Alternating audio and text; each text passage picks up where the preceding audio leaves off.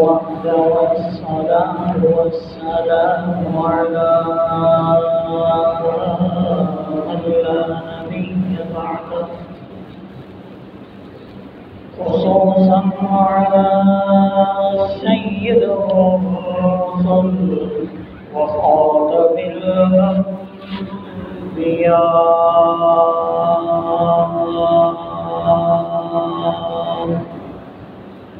أما بعد، أعوذ بالله من الشيطان الرجيم. بسم الله الرحمن الرحيم.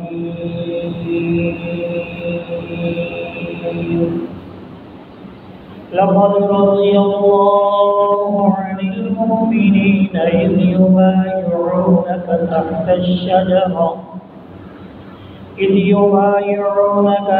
الشجرة فعلم ما في قلوبهم فأنزل السكينة عليهم وأثابهم فتحا قريبا.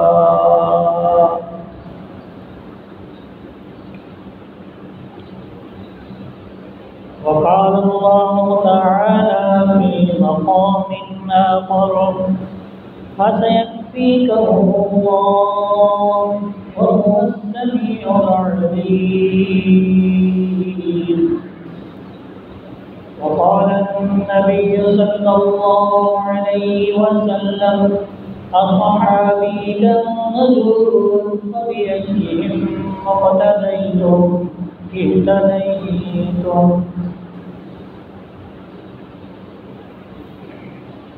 آمنت بالله صدق الله العظيم وصدق رسوله النبي الكريم الأمين، ونحن على ذلك لمن الشاهدين والشاكرين والحمد لله رب العالمين. رب اشرح لي صدري ويسر لي أمري واحلل عقدة من لساني يفقهوا قولي. اللهم صل على محمد وعلى آل محمد كما صليت على إبراهيم وعلى آل إبراهيم إنك حميد مجيد.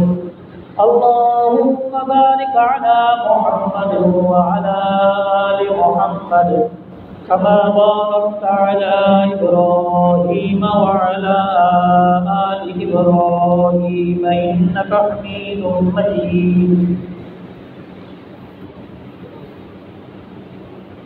کہ محمد سے وفا تم تیرے ہیں، یہ جہاں چیز ہے کیا اور قلم تیرے ہیں.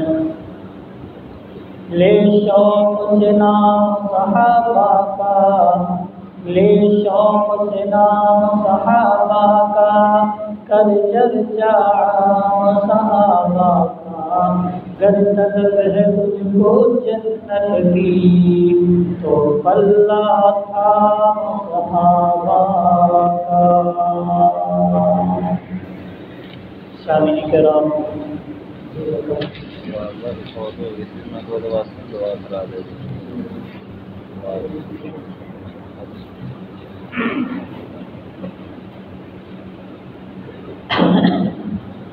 سامعین محترم، ذی الحجہ کا مہینہ ہے. جس طرح کہ ہم نے اس مہینے مبارک میں ایک اہم فریضہ ادا کیا جس کو قربانی کے نام سے معنون کرتے ہیں، یہی مہینہ جس کی 18 تاریخ کو یعنی 18 ذی الحجہ آقا نامدار تاجدار مدینہ سرکار دو عالم سرور کونین صافی کوثر شافی محشر کے دوہرے داماد ہم زلف حیدر کرات ذی النورین ذوالحجرتین جناب سیدنا عثمان غنی رضی اللہ تعالی عنہ اجمعین، ان کی شہادت مظلومانہ شہادت اس ماہ مبارک میں ہوئی، ضروری سمجھتا ہوں کہ ان اصحاب کا ضروری سمجھتا ہوں کہ سیدنا عثمان رضی اللہ تعالی عنہ کا تذکرہ کیا جائے۔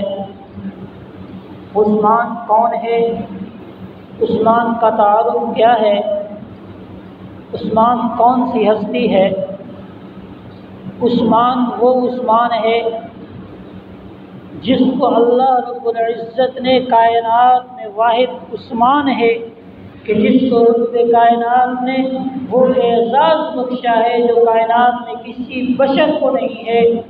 وہ کیا اعزاز ہے کہ حضرت آدم علیہ نبینا علیہ السلام سے لے کے آقا نامدار تاجدار مدینہ سرکار دو عالم سرور کونین ساقی کوثر شافی محشر رسول عربی صلی اللہ علیہ وسلم تک کسی شخص کو کوئی ایسا انسان نہیں ہے کہ جس کے گھر میں نبی کی دو بیٹیاں ہوں، نبی کی دو بیٹیاں ہوں، جس کے دوہرا داماد بننے کی توفیق بنی ہو، جس کو سعادت ملی ہو، وہ صرف اور صرف ہے تو کائنات میں پوری نوع انسانیت میں وہ ہے تو سیدنا عثمان ذو النورین رضی اللہ تعالیٰ عنہ ہیں، جن کو اللہ رب العزت نے یہ مقام دیا ہے۔ اور وہ عثمان جس کے لیے میرے آقا جناب مدنی صلی اللہ علیہ وسلم فرماتے ہیں کہ عثمان اگر میرے پاس جب دوسری بیٹی کا آپ صلی اللہ علیہ وسلم کی دوسری لخت جگر کا انتقال ہوتا ہے تو میرے عزیز اس وقت آقا صلی اللہ علیہ وسلم عثمان کو کہتے ہیں عثمان اگر میرے پاس 40 بیٹیاں بھی ہوتی تو یکے بعد دیگرے تیرے نکاح میں دے دیتا۔ اس سے معلوم ہوگا کہ عثمان وہ ہستی ہے جس سے اللہ آسمان پہ راضی ہے، زمین پہ آقا صلی اللہ علیہ وسلم راضی ہیں۔ اور کائنات میں آج دیکھتے ہو تو اور میں اس مسجد میں نماز با جماعت پڑھتے ہیں، 27 نمازوں کا اجر ملتا ہے۔ محلے کی نماز محلے کی مسجد میں نماز پڑھیں 27 نمازوں کا اجر ملے۔ تو مدینہ منورہ میں چلا جا، مسجد نبوی میں نماز ادا کر، تجھے 50,000 نمازوں کا ثواب ملے گا۔ ایک دن میں ایک نماز میں ایک نمازی نہیں ہوتا، 2 نہیں ہوتے، 4 نہیں ہوتے، بلکہ لاکھوں کی تعداد میں وہاں نمازی موجود ہوتے ہیں جو جماعت کے ساتھ نماز پڑھتے ہیں، جن کو 50,000 نمازوں کا ثواب ملتا ہے۔ اللہ رب العزت کے محبوب صلی اللہ علیہ وسلم فرماتے ہیں ہم بنا للہ مسجدا بنا اللہ له بیتا فی الجنہ، جس نے مسجد بنا دی دنیا میں اللہ اس کے لیے جنت میں گھر بنا دیتے ہیں۔ تو میرے عزیز مسجد نبوی وہ ہے، آقا نامدار صلی اللہ علیہ وسلم اعلان فرماتے ہیں کہ کون ہے اس مسجد نبوی کی زمین مسجد نبوی کی جگہ تنگ پڑ گئی ہے، نمازی زیادہ ہو گئے ہیں، نمازی زیادہ ہیں، جگہ تنگ ہے، کون ہے جو اس مسجد کی توسیع کے لیے یہودی سے جگہ خرید کے اس مسجد کو وسیع کرے؟ خدا کی قسم عثمان اٹھتا ہے یا رسول اللہ صلی اللہ علیہ وسلم میں خریدتا ہوں 10,000 درہم، جی آج کل کے حساب سے لگاؤ لاکھوں کی تعداد بنتی ہے، وہ خرید کر کے اس یہودی سے خرید کے مسجد کے لیے وقف کرتا ہے۔ وہ عثمان اونٹوں سے لگا ہوا مال لے کے آتا ہے۔ ایک شخص مدینہ کے کنارے پہ کھڑے ہو کے کہتا ہے اے عثمان مجھ سے 1 روپیہ لے لے منافع مجھے دے دے۔ کہا نہیں مجھے نہیں چاہیے، مجھے اس سے بھی زیادہ ملتا ہے۔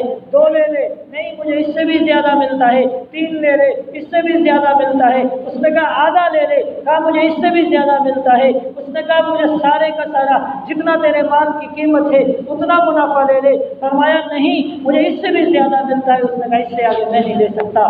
سیدنا عثمان سارا سامان لاتے ہیں، لا کر کے آقا کی جولی میں ڈال دیتے ہیں، مدینہ منورہ میں وقف کر دیتے ہیں، مدینہ منورہ میں ختم کر دیتے ہیں، سارے کا سارا اللہ کے راستے میں خرچ کر دیتے ہیں۔ میرے عزیز عثمان کو یہ اعزاز حاصل ہے، غزوہ تبوک آتا ہے، اللہ کے نبی اپیل کرتے ہیں کون ہے जो आज चंदा देगा। हजरत अबू बकर सिद्दीक उठते हैं, घर से सारा घर का सफाया करके, घर की दीवारों में कपड़ा लगा के कि कोई सुई तक न रह जाए, सारा उठा के आका के कदमों में ढेर कर देते हैं।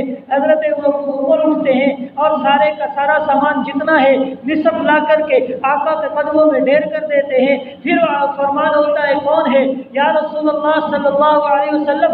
हजरत उस्मान वली में से उठते हैं, 100 ऊँट सामान का लदा हुआ ऊँटों समेत उस्मान पेश करता है, आका कबूल फरमाते हैं। आका फिर ऐलान करते हैं, फिर उस्मान 200 ऊँट लेके आता है, आका फिर फरमाते हैं। हजरत उस्मान फिर 300 ऊँट लेके आते हैं सामान के साथ, आका फिर फरमाते हैं। हजरत उस्मान गोद अपनी झोली जो है वो दिरहमों दनानीर से भर के आका के कदमों में ढेर करते हैं। आका दिरहमों दनानीर उठाते हैं, उठा करके आका कभी यूं करते हैं, कभी यूं करते हैं, आसमान की तरफ देखते हैं। अल्लाह या उस्मान से मैं दुनिया में राजी हूँ, तो आसमान पे राजी हो जा।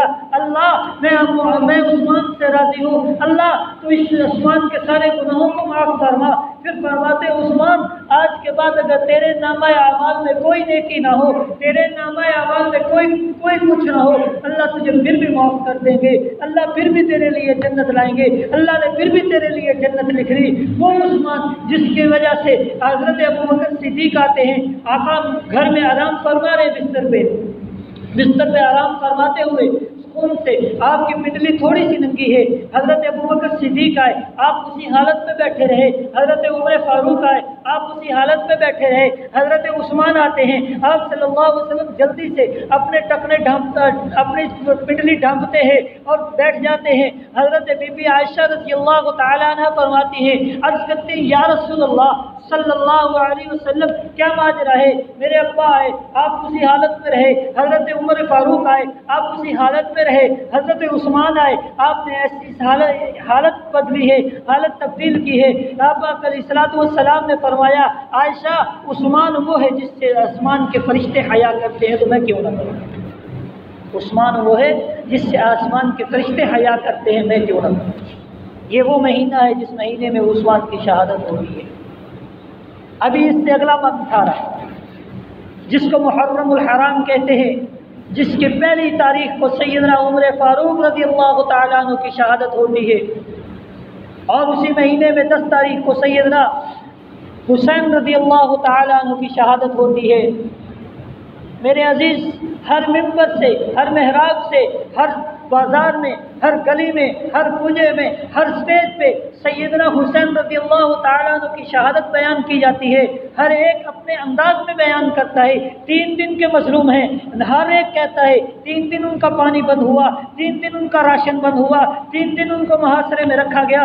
लेकिन कुर्बान जाऊँ, उस्मान ऐसा है जिसको 40 दिन, 1 दिन नहीं, 2 दिन नहीं, 3 दिन नहीं, 10 दिन नहीं, 12 नहीं, 14 नहीं, पूरे 40 दिन तक हजरत उस्मान को मुहासरे में रखा गया। पानी नहीं दिया गया, खाना नहीं दिया गया, कुछ भी नहीं दिया गया। लेकिन उस्मान मुहासरे में भूखा है, नंगा है, प्यासा है। किसी ने पूछा, उस्मान तुझे प्यास लगती है, क्या करता है। उस्मान कहता है, जब प्यास लगती है आका पे दुरूद पढ़ने लग जाता हूँ, जब प्यास भूख लगती है अल्लाह का कुरान पढ़ने लग जाता हूँ। अल्लाह मेरी भूख भी ख़त्म करते हैं, अल्लाह मेरी प्यास भी ख़त्म करते हैं। उस्मान अगर तू हुक्म करे, तू अमीरुल मोमिनीन है, वक़्त का बादशाह है, और वक़्त का बादशाह है, तू हुक्म कर, मैं इसी वक़्त हम इंसाफ सबको निपट देंगे, सबको ख़त्म कर देंगे, सब बागियों को ख़त्म कर देंगे। हज़रत उस्मान क्या फरमाते हैं, फरमाते हैं, मैं वो उस्मान हूँ, मैं नहीं चाहता कि मेरे उस्मान की वजह से, मुझे उस्मान की वजह से आका सल्लल्लाहु अलैहि वसल्लम का ये दरबार, आका सल्लल्लाहु अलैहि वसल्लम का ये शहर जिसको अमन वाला शहर कहा गया है, उस शहर में खून चले, उस शहर में खून की नदियाँ चले। मैं ये नहीं चाहता, मैं अमन का दरस देता हूँ। वो उस्मान जो 40 दिन तक, फिर आओ किसी की शहादत की गवाही इस्लामाबाद की सरजमीन देगी, किसी की शहादत की गवाही अफगानिस्तान की सरजमीन देगी, किसी की शहादत की गवाही कश्मीर देता है, किसी की शहादत की गवाही पाकिस्तान देता है, किसी की शहादत की गवाही कोई जगह देगी। लेकिन कुर्बान जाऊँ उस्मान, तेरी शहादत के लिए आज भी कुरान जिंदा है। जब आपको नेज़ा मारा गया آپ کے سر سے جو خون کا فوارہ خون کا جو ہے وہ چلا تو سب سے پہلے وہ قرآن پہ گرا۔ قرآن میں وہ فَسَيَكْفِيكَهُ اللَّهُ پہلے سپارے کی آیت ہے جس میں اللہ فرماتے فَسَيَكْفِيكَهُ اللَّهُ وَهُوَ السَّمِيعُ الْعَلِيمُ، اس پہ گرتا ہے وہ قرآن قیامت تک کے لیے گواہ بن گیا۔ آ جاؤ، میرا بچہ قرآن پڑھتا ہے، میرا بچہ قرآن پڑھتا ہے، تو قرآن پڑھتا ہے، میں قرآن پڑھتا ہوں، میرا بوڑھا قرآن پڑھتا ہے، جوان قرآن پڑھتا ہے، ہر ایک قرآن پڑھتا ہے، لیکن قربان جاؤں یہ قرآن آج کسی نے سوچا یہ قرآن تیرے اور میرے پاس کیسے پہنچا ہے؟ تیرے اور میرے پاس یہ قرآن آیا ہے تو یہ حضرت عثمان کی بدولت آیا ہے۔ حضرت عثمان نے اس مصحف کو اکٹھا کیا، قرآن کو اس کتابی شکل میں اکٹھا کر کے محفوظ کر کے ہم تک پہنچایا ہے۔ آج جو ایک کتاب لکھ لیتا ہے تو اپنے آپ کو کتنی پبلسٹی کرتا ہے، لیکن اگر قرآن کو مسلمانوں تک پہنچا ہے تو یہ عثمان کی بدولت پہنچا ہے۔ اللہ نے وہ عثمان بنایا ہے جس کی ایک ایک ادا آقا صلی اللہ علیہ وسلم سے گزارش کرتے ہیں، یا رسول اللہ صلی اللہ علیہ وسلم اتنا مال ہو گیا سنبھالا نہیں جا رہا، یا رسول اللہ کیا کروں؟ آپ صلی اللہ علیہ وسلم نے اللہ سے دعا کی، اللہ میرا عثمان کہتا ہے میرے پاس مال بہت ہو گیا ہے، مجھے بتلا میں کیا کروں، اب مجھے میرا مال کچھ کم کر دے، ہاتھ کو روک لے۔ آج تو میں تو کہتے ہیں اور آ جائے، لیکن عثمان کے کہتے ہیں اللہ اتنا ہو گیا اب نہیں سنبھالا جاتا، روک لے۔ اللہ نے کہا میرے محبوب عثمان کو کہہ دے میرا شکر ادا کرنا چھوڑ دے، میں تجھے دینا چھوڑ دوں گا۔ عثمان کہتا ہے مجھ سے یہ کام نہیں ہوگا کہ جس رب نے مجھے نعمت عطا کی میں اس کا شکر ادا کرنا چھوڑ دوں۔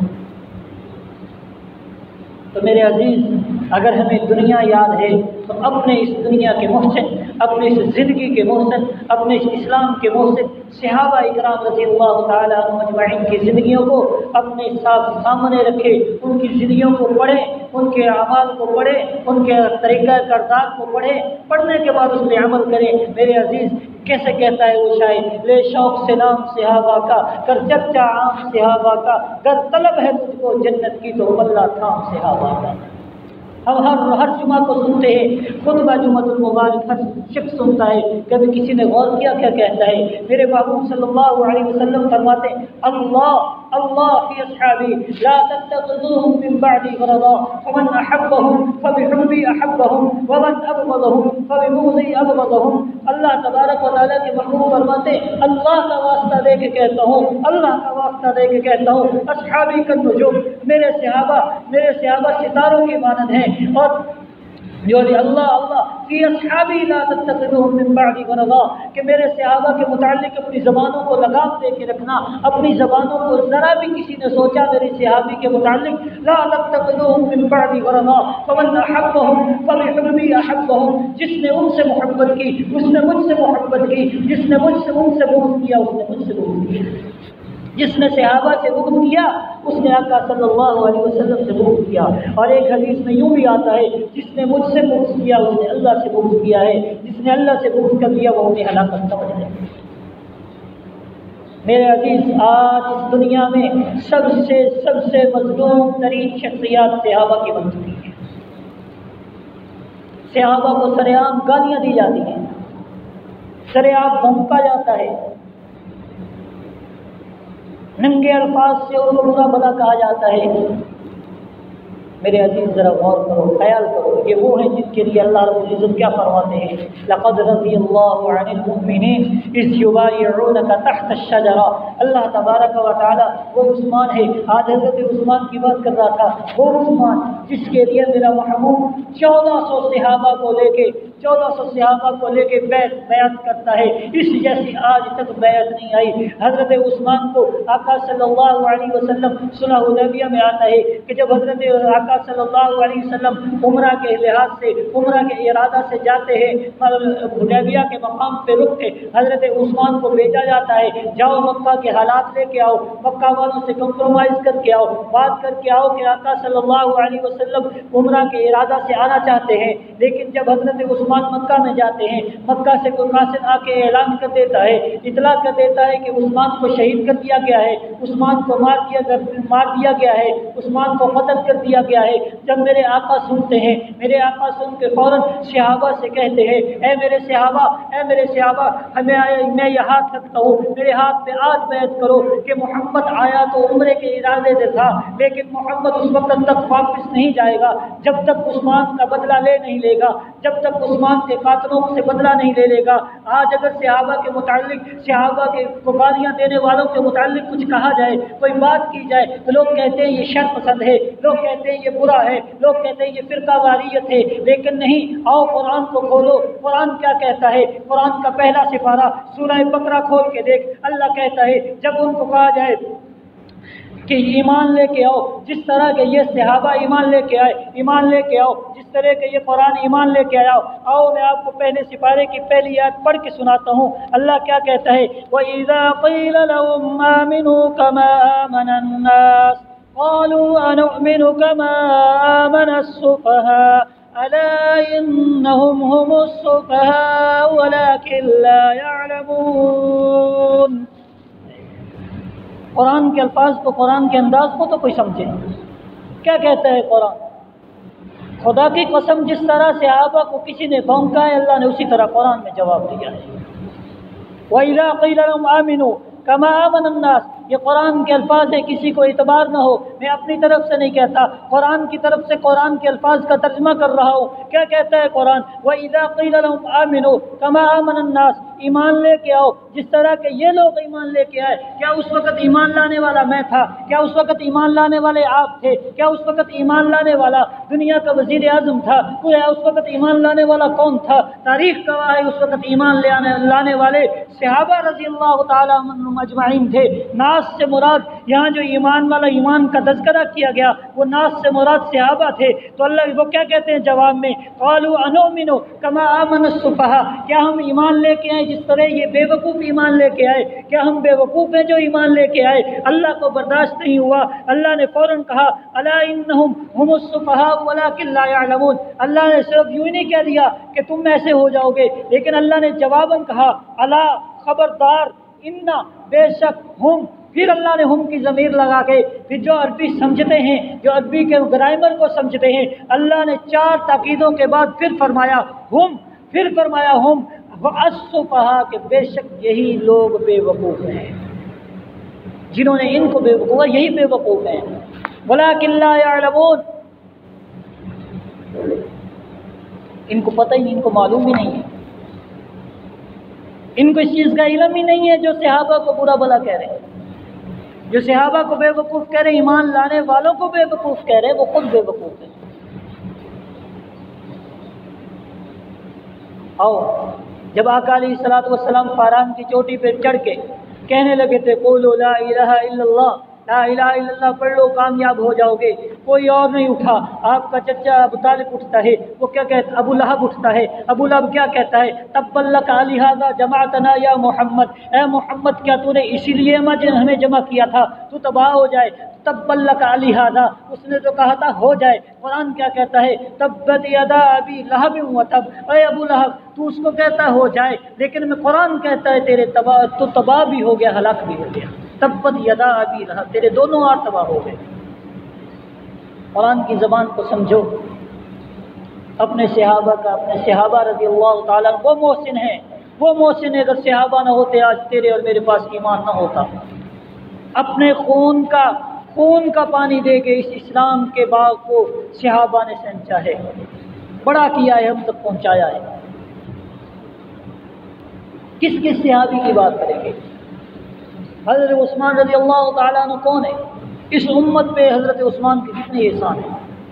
لوگ کہتے ہیں یہ آپس میں مخالف تھے، لوگ کہتے ہیں یہ برے تھے۔ آج میں جب کتاب میں پڑھ رہا تھا کہ جب حضرت عثمان کی شہادت ہوئی ہے، حضرت عثمان کی شہادت کے بعد سیدنا علی رضی اللہ تعالیٰ عنہ کے ہاتھ پہ جب لوگ بیعت کے لیے آتے ہیں، حضرت علی انکار کرتے، نہیں میں بیعت نہیں کرتا، عثمان ابھی تک میرے پاس پڑا ہے، آپ لوگ مجھ سے بیعت کرتے، میں تو اس کا اہل بھی نہیں۔ تو عثمان کے غم میں کہ آج مجھ سے عثمان چلا گیا، ہم یتیم ہو گئے۔ میں نے پہلے بھی عرض کیا، وہ عثمان جس کے گھر میں نبی کی 2 بیٹیاں تھیں۔ لوگ کہتے ہیں علی اور عثمان میں پیار نہیں تھا۔ ہاں، جب حضرت علی کی شادی تھی، جب حضرت علی کا نکاح ہوا حضرت فاطمہ رضی اللہ تعالی عنہ سے، تو حضرت فاطمہ کا رشتہ حضرت علی کے لیے مانگا تھا تو وہ ابو بکر و عمر تھے۔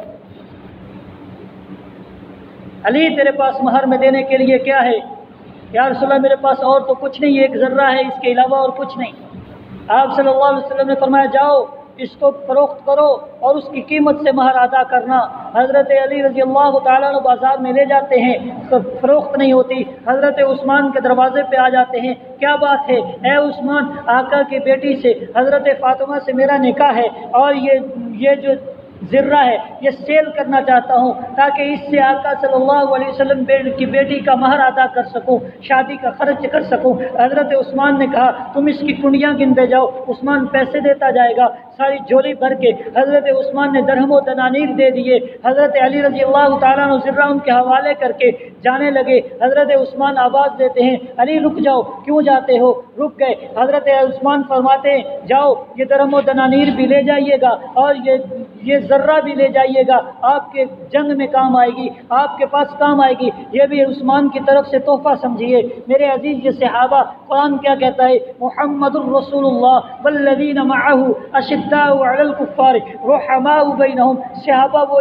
تھے جو کافروں کے لیے سخت تھے لیکن آپس میں رحم دل تھے، آپس میں محبت والے تھے، آپس میں پیار والے تھے، آپس میں اتفاق والے تھے۔ جب صحابہ کی ہسٹری کو پڑھ کے تو دیکھے، صحابہ کی تاریخ کو پڑھ کے تو دیکھے، آپ کو ملے گا ابو بکر کا نام، عمر کا نام، عثمان کا نام۔ جب حضرت علی کی تاریخ پڑھو گے، حضرت علی کی اولاد میں آپ کو ابو بکر بھی ملے گا، حضرت علی کی اولاد میں آپ کو عمر بھی ملے گا، حضرت علی کی اولاد میں آپ کو عثمان بھی ملے گا، حضرت علی کی اولاد میں آپ کو عشرہ مبشرہ بھی ملے گے، حضرت علی کی اولاد میں آپ کو صحابہ کے دیگر نام بھی ملیں گے۔